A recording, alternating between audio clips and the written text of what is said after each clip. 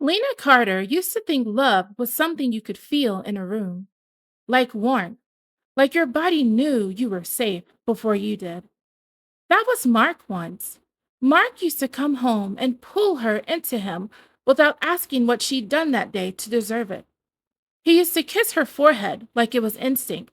He used to laugh at her impressions of her students and call her professor when she got passionate. But in the seventh year of their marriage, right when Lena thought they had finally reached the calmer part, the warmth started leaving in small, quiet ways. So quiet, it felt petty to name them. He stopped saying good morning unless she said it first. He stopped asking what she wanted for dinner and started asking what she was making, like her choices were irrelevant. His phone stopped living on the kitchen counter and started living in his pocket. And his eyes? His eyes stopped resting on her like she was home. Instead, his gaze moved past her, through her, as if she were furniture. Lena tried to adjust herself the way women do when a man starts pulling away. She bought new pajamas, softer ones, the kind that still look cute even when you're tired.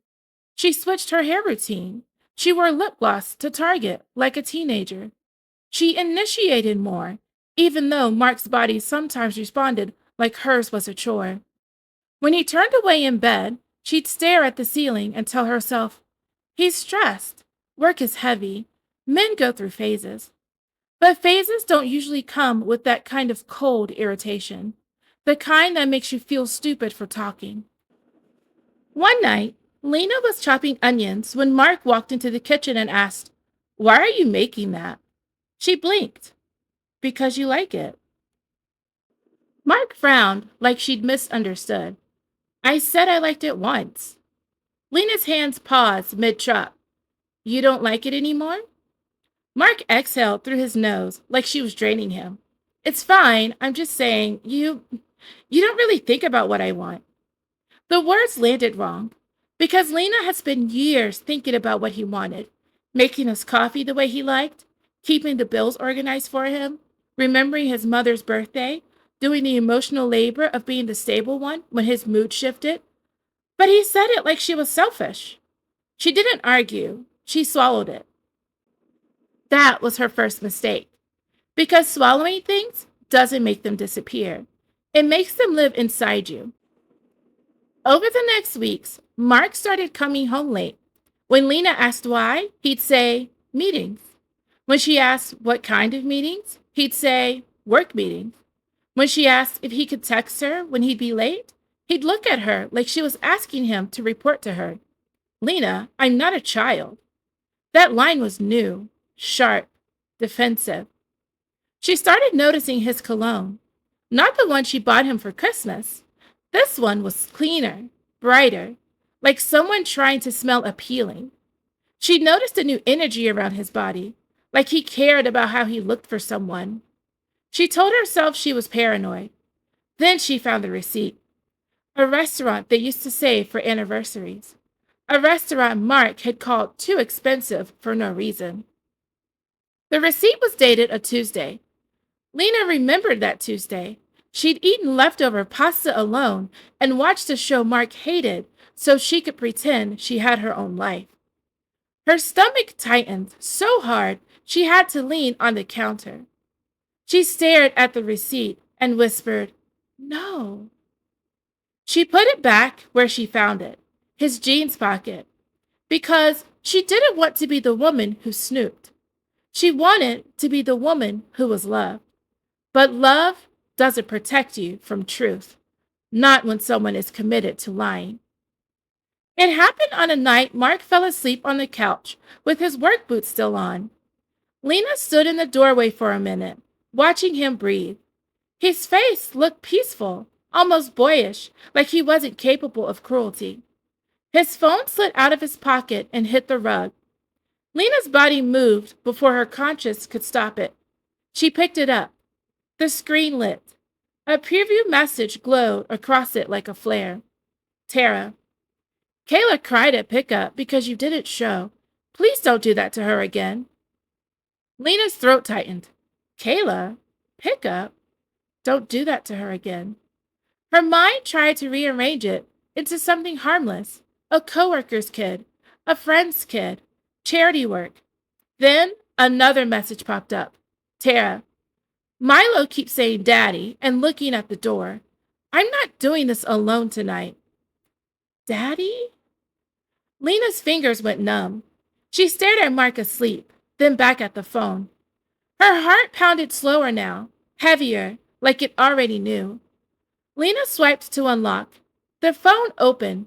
Face recognition still allowed her in, a leftover trust from a time Mark hadn't needed secrets.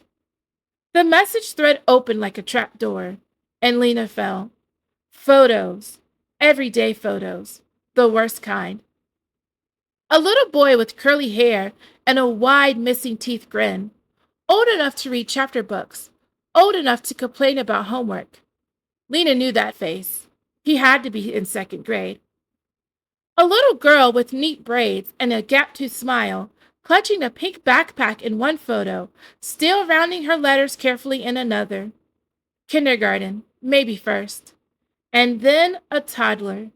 Chubby-cheeked, unsteady on his feet, clinging to Mark's neck like it was the most natural place in the world, still saying daddy like it was precious and new. 3. Maybe just turned 3.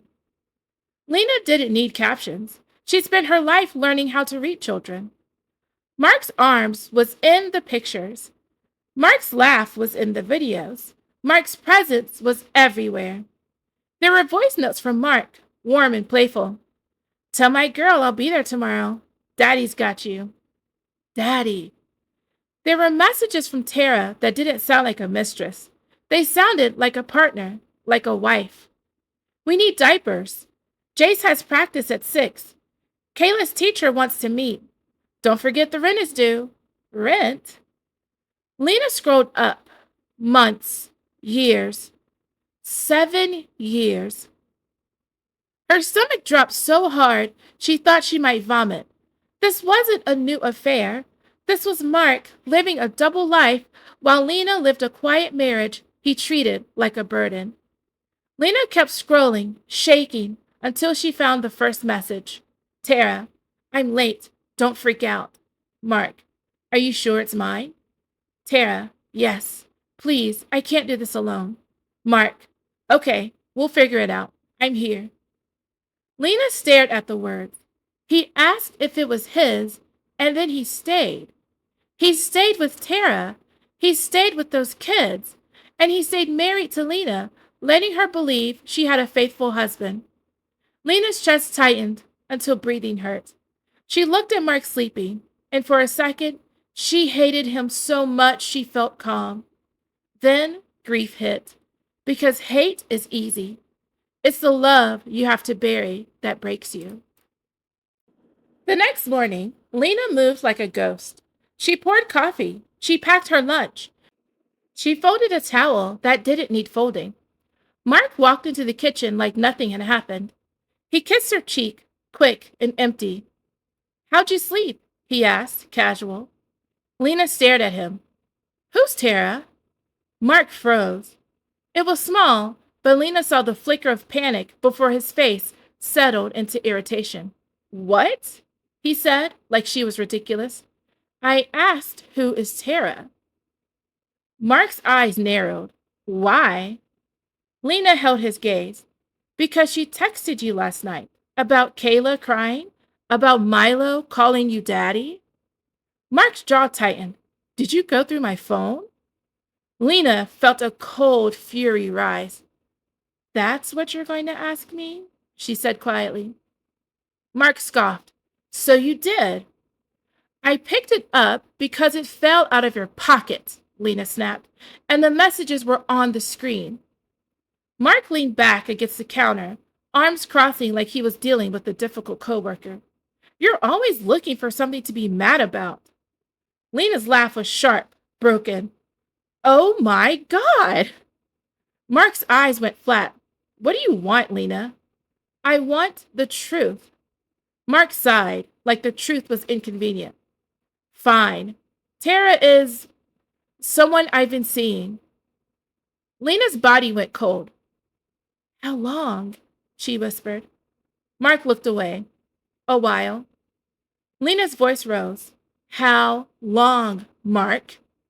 He exhaled. 7 years. 7. Lena's knees almost buckled. You've been cheating on me for 7 years? She said, voice trembling. Mark's face hardened. It wasn't like that. It wasn't like that, Lena repeated. What was it like then? Mark's tone turned defensive. I didn't plan it. She was going through a lot. She needed help. Lena stared at him. So you helped her by sleeping with her? Mark's jaw clenched. Don't be dramatic. Lena felt her throat tighten. Are the kids yours? Mark's eyes flashed. Yes. All three? Lena asked, barely breathing. Yes, he said sharply. And before you start, I didn't know at first, but they are mine. I've been there. Lena's stomach tightened with nausea. You have children, she whispered. You have a whole other family. Mark's mouth twisted. They're my responsibility. And I'm what? Lena asked, voice cracking. A placeholder? Mark's eyes narrowed like she was being annoying. You don't appreciate anything I do. Tara appreciates me. Those kids appreciate me. I'm needed there. Needed. Lena tasted bitterness. So you wanted to be a hero. Mark's face sharpened. I wanted to be valued. I valued you. Mark scoffed. By nagging? By being tired all the time? By letting yourself go? Tara is different. Tara makes me feel alive. Lena stared at him. In that moment, she understood something terrifying. Mark didn't feel guilty. Mark felt entitled. He'd been living in a story where he was a good man who deserved happiness, and Lena was the woman who failed to keep him entertained. Lena whispered, So you're leaving? Mark hesitated, only for a moment. Yes. Lena's voice shook. For her. Mark's expression turned smug. For my family. Lena felt the words slice through her. My family, he repeated, like it justified everything. Lena whispered, You're going to regret this. Mark looked at her like she was pathetic. No, I'm finally choosing peace. He said peace, like he wasn't destroying hers. Mark moved out fast, not like a guilty man, like a man stepping into a life he'd already built. The first week, Lena tried to keep it private. She told her sister. She told one friend. She told her principal, only because she couldn't stop crying in the staff bathroom. But privacy doesn't survive social media. It took one tagged photo, one mutual, one click, and Lena found Tara's social media. Tara posted a photo of Mark holding Milo on his hip, Kayla hugging his leg, Jace grinning like he'd won. Caption, Some men don't run. Some men stay, grateful for a real father. Heart emoji. The comments poured in like gasoline. Love wins. You deserve this. God restored what was meant for you. Those babies needed him. Lena saw it in the teacher's lounge because someone showed her, pretending it was concern. Are you okay? The woman asked, wide-eyed, like Lena was entertainment. Lena's face flushed. I'm fine. She wasn't. The humiliation wasn't just that Mark left. It was that people applauded him for it. It was that Tara positioned herself as the deserving woman and Lena as the invisible ex-wife who must have been difficult. A week later, Mark made his own post. A photo of him and Tara at the pumpkin patch, the kids in matching outfits. The caption, Choosing happiness, choosing family. Lena stared at the screen until her eyes blurred. Choosing family. He had been her family.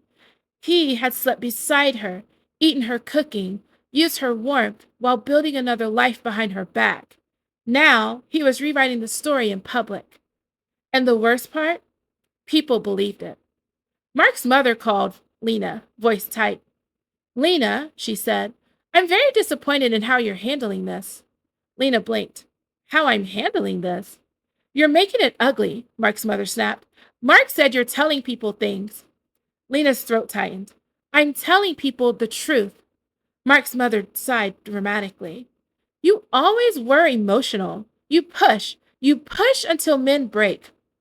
Lena's hand started shaking. He cheated for 7 years. Mark's mother went quiet. Then, coldly, she said, well, if he felt he had to look elsewhere, maybe you should reflect on why. Lena stared at the wall, stunned. This was the kind of betrayal that didn't come from a mistress. It came from the people who were supposed to love you. Lena hung up without saying goodbye. That night, she sat on her couch in the dark, phone face down, and whispered, they're cheering while I'm bleeding. Tara didn't stop. She escalated like she needed Lena to watch. She posted family dinner videos, Mark at the head of the table like a prize. She posted a clip of Kayla whispering, Daddy, into Mark's shoulder. She posted a selfie with Mark in the background, washing dishes. Caption, soft love feels different. Soft love, as if Lena had been hard, as if the 7 years of lies were soft. Then came the post that felt targeted. A bouquet of flowers on Tara's counter, a note visible. To my future wife. Lena saw it while standing at her classroom printer, papers in hand. Her coworker, Jasmine, walked up, eyes furious. Turn your phone off, Jasmine said. Don't give her your energy. Lena swallowed hard. I keep telling myself not to look. Jasmine's voice softened. She wants you to look. Because yes, this wasn't just an affair. This was a conquest. Tara didn't want secrecy. She wanted visibility.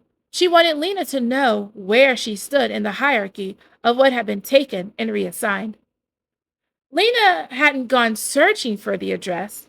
She hadn't needed to. It had surfaced naturally in receipts, in shared expenses, in delivery confirmations, in calendar overlaps. Administrative details people forgot to hide once they believed they've already won. At first, she ignored it. Then she memorized it. And eventually, she told herself she just wanted to see the neighborhood, to put context around the betrayal, to understand how far it had spread. She waited a full week before getting in the car, told herself she could turn around at any time. She didn't.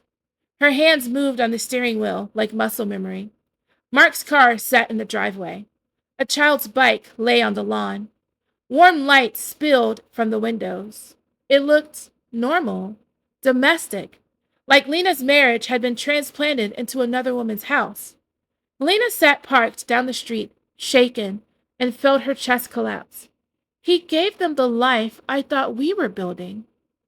She drove away, crying so hard she had to pull into a gas station parking lot and put her forehead on the steering wheel. And in that moment, between sobs, she realized something that scared her more than Mark's betrayal. She was still trying to understand his choice, like it meant something about her worth. She whispered, I don't want him back. I just want my life back. Lena didn't drive home after she left the gas station. She drove until the shaking in her hands made it unsafe to continue. She pulled over again, forehead resting against the steering wheel, and let herself come apart in a way she hadn't allowed herself to since the day Mark walked out. Not quietly, not gracefully, fully. The house hadn't just been about the affair. It confirmed the permanence. This wasn't a phase. This wasn't confusion. This was a life he had already chosen, one that did not include her. Therapy wasn't an epiphany. It was Lena sitting across from Dr. Mehta, twisting tissues in her hand, saying, I feel stupid. Dr. Mehta's voice stayed calm. Why? Because I didn't see it. Because I stayed. Because I let him talk to me like I was difficult. Dr. Mehta asked gently, when did you start believing you were hard to love? The moment hit harder than she expected. Her mind flashed to the miscarriage 3 years earlier, how she'd cried quietly in bed while Mark stared at the ceiling, how he'd been kind at first, then distant, as if grief annoyed him. After I lost the baby, Lena whispered, I felt broken. And I think he resented me for being sad. Dr. Mehta nodded. So you were grieving, and he punished you by withdrawing. Lena's tears spilled. Yes. And instead of leaving, Dr. Mehta continued softly, you tried to earn him back. Lena nodded, sobbing. Dr. Mehta said the sentence that landed like ground beneath her feet. You didn't lose him. He failed you. Lena didn't believe it all at once, but she carried that sentence out of the office like a small stone, something solid she could hold when her mind tried to blame her. In the weeks that followed, the divorce unfolded without drama, not because it didn't hurt, but because the marriage itself had already ended. The paperwork arrived. She signed where indicated, initialed where required. The process didn't feel like a decision. It just felt like documentation. What mattered more wasn't the end of the marriage. It was the realization that she didn't want to spend the rest of her life trying to prove she was worthy of someone who had already chosen not to stay. She wanted to come back to herself. And for the first time since Mark left, that didn't feel impossible. Lena's glow up wasn't glamorous. It was ugly at first. She cried in her car outside the gym because walking in felt like announcing to the world, I got left. She jogged for 2 minutes and wanted to die. She looked at women with toned arms and felt rage at how unfair it was that Mark got to be adored while she had to rebuild herself like rubble. But she kept going. Not for Mark, for her. She joined a beginner strength class. She started lifting tiny weights. She learned the satisfaction of muscle shaking from effort, not from anxiety. She started cooking meals that felt like care instead of pleading. She took a pottery class, laughed when her first bowl looked like a melted hat, and realized she hadn't laughed like that in months. She made new friends, women who didn't know her story and didn't treat her like a tragedy. And slowly, her face changed. Not just physically, emotionally. The tension in her jaw softened. Her eyes stopped looking like they were bracing for impact. Lena began posting small things, not revenge, not subliminals, just her life. A sunrise walk, a half-decent pottery piece, a book and coffee. Caption, learning myself again. The comments were different than Tara's. No applause for a man, not a performance, just quiet support. You look happy. Proud of you. Keep going. Lena didn't know that Mark watched. Oh, but he did.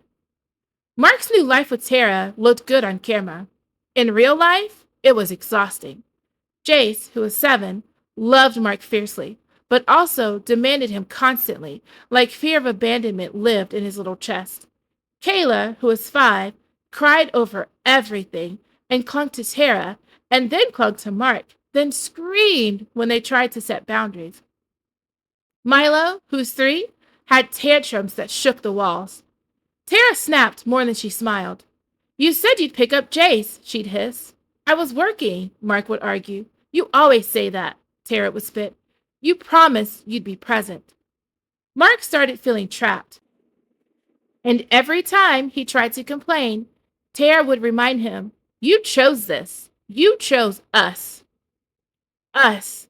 The word felt heavy now. One night, after a fight, Mark sat alone in his car and opened Instagram without thinking. He landed on Lena's page. A video.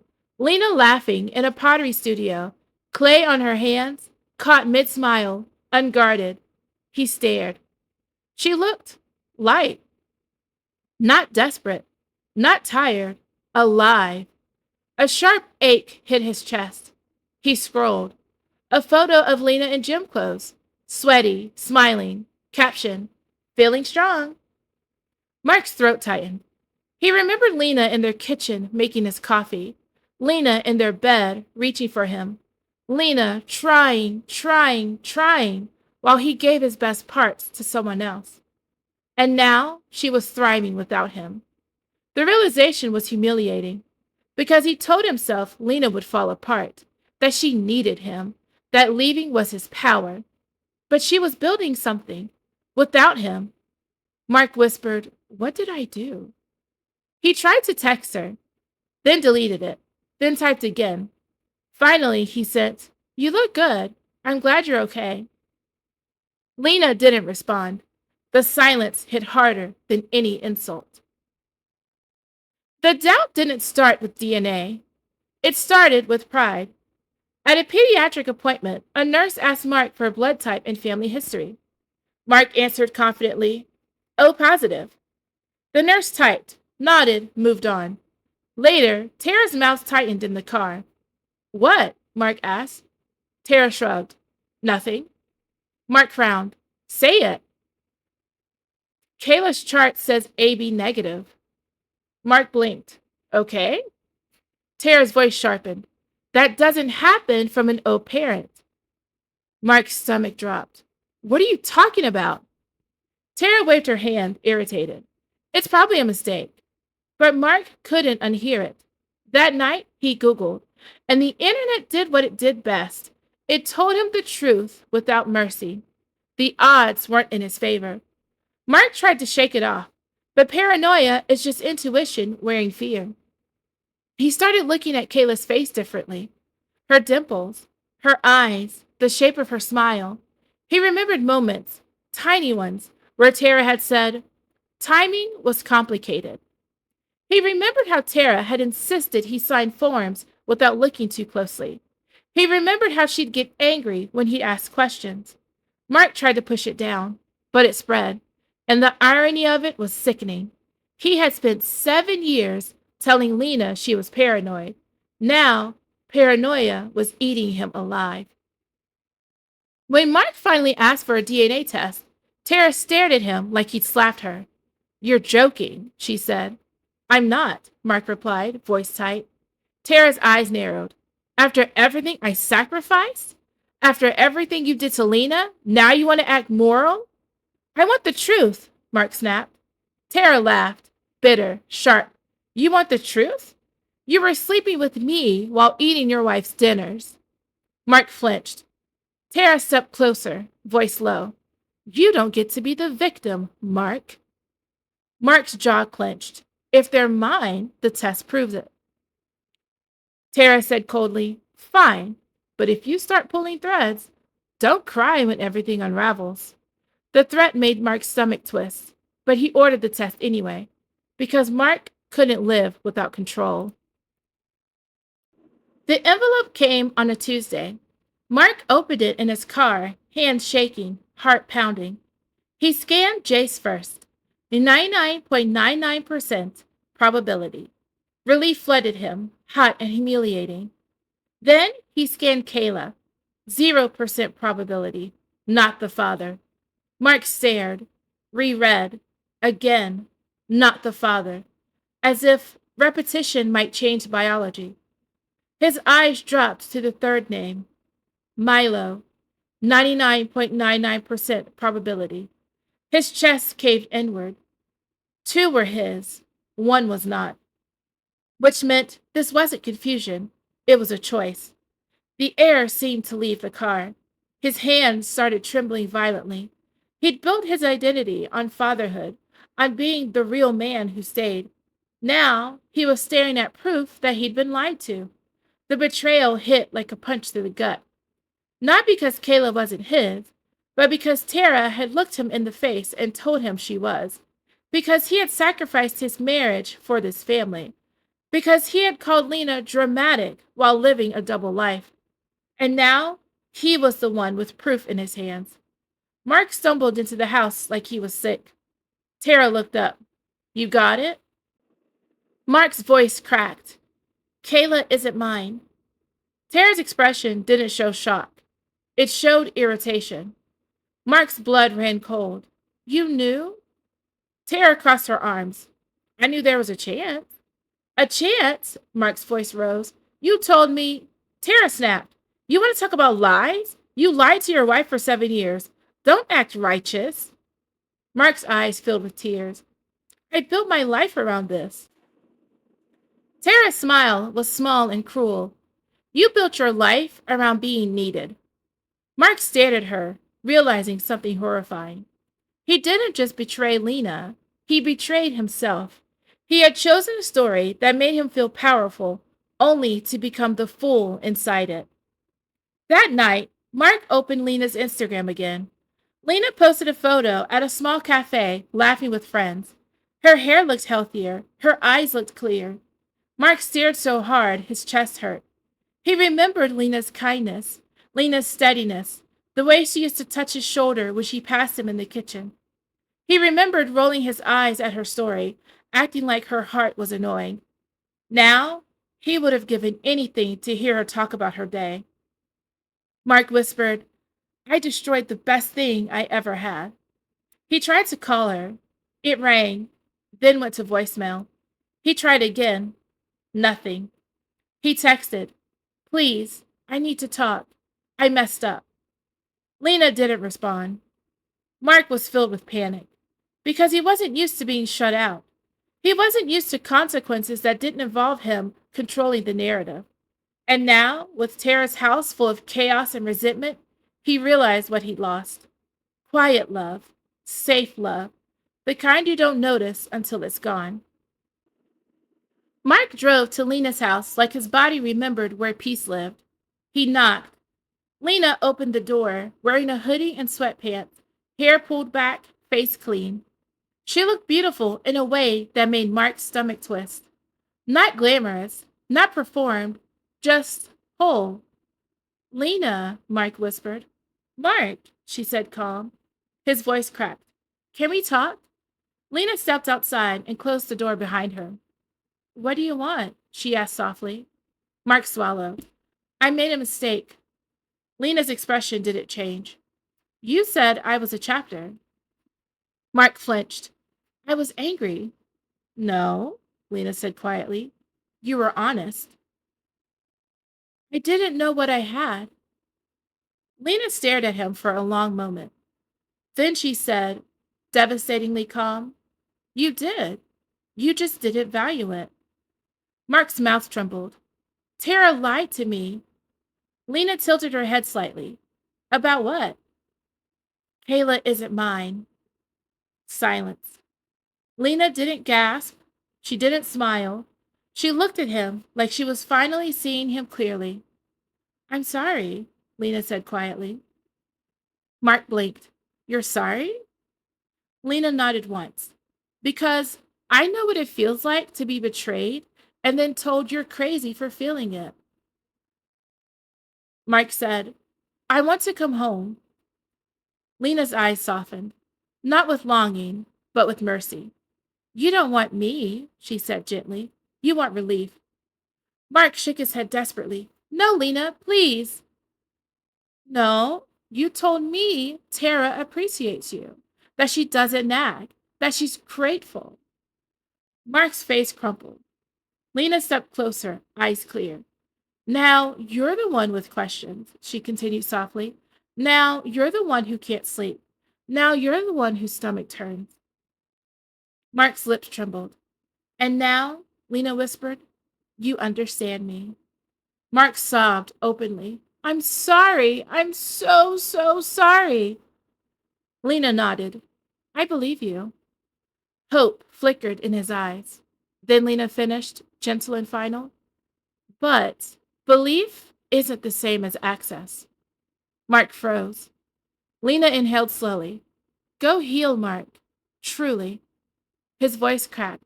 Lena, please. She shook her head. Don't. Mark stood there, hollow, watching her step back toward the door.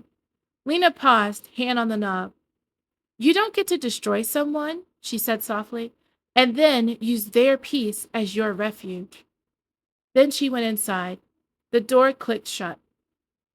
Mark stared at it like it had ended his life, because it had. Not physically, but the version of him that thought he could always return died on that porch. Mark didn't plan to see her again. He was only there because Tara had signed the kids up for a community art walk downtown. It was the kind of thing that looked wholesome on social media. Families strolling, artists displaying their work, kids with paint-stained hands and balloon animals drifting between booths. Mark hated those events now. Too loud, too many expectations, too many reminders that he wasn't as admired as he used to be. He lingered near the back of the pottery studio, pretending to read a flyer while Tara wrangled Milo and Kaylin near the snack table. And then he heard her laugh. It wasn't loud, it wasn't forced, it was easy. Mark's head snapped up. Lena stood near the center of the room, hands dusted with clay, explaining something to a small group of people gathered around a wheel. Her sleeves were rolled up, hair loosely pulled back, face full of energy from talking and moving and living. She looked radiant. Not in the way Tara tried to look radiant, curated, posed, hungry for validation. Lena's radiance was quiet, grounded, real. Okay, so when you center the clay, Lena was saying, voice confident, you don't fight it, you work with it. If you force it, it collapses. A woman beside her nodded eagerly. I love the way you explain things, she said. You're so calming. Another person chimed in, smiling. You should teach pottery full time. You have such a presence. Mark felt his heart squeeze. He had heard that voice before, at home, in the kitchen, on the couch, in bed. He remembered rolling his eyes when she talked about her students, calling her stories long-winded. Now, people leaned toward her, listened to her, valued her. Someone laughed and said, We're lucky to have her. She practically runs this place. She practically runs this place. He watched as Lena moved through the room, greeted people by name, encouraging a nervous beginner, praising a crooked bowl like it was art. She belonged there. She wasn't trying to earn space. It was given to her. And suddenly, Mark saw it with brutal clarity. He hadn't outgrown her. He had contained her. Lena glanced up, not searching, not scanning, just existing. And then her eyes met his. For a fraction of a second, something flickered. Recognition. Then calm. She smiled politely and excused herself from the group. Mark's heart hammered painfully in his chest as she approached.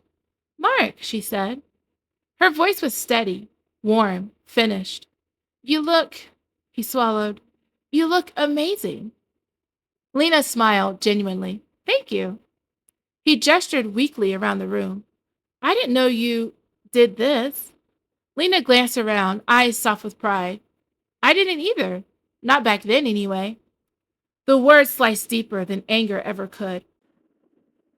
Mark paused, as if choosing honesty over comfort. I think about you, about what I did. Lena studied him for a moment, not with resentment, not with longing, but with clarity. I hope you learned from it, she said quietly. The sounds of the room washed over them, laughter, music, spinning wheels, life moving forward.